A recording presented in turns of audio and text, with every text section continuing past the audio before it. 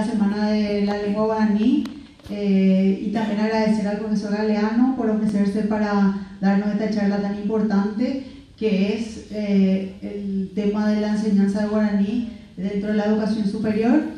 que nosotros como institución líder, pionera en lo que es el guaraní en la educación superior, tenemos que tener esto en cuenta y tratar de fomentar y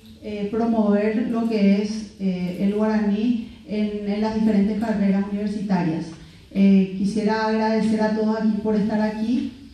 nuevamente y también de paso invitarles la próxima semana. Nosotros estamos con la Semana de las Lenguas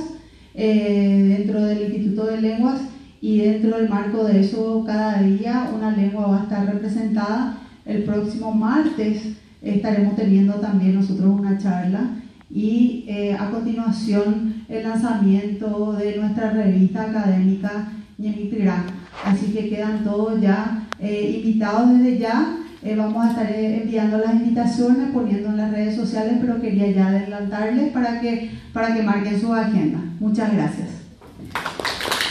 Muy bien. Yo,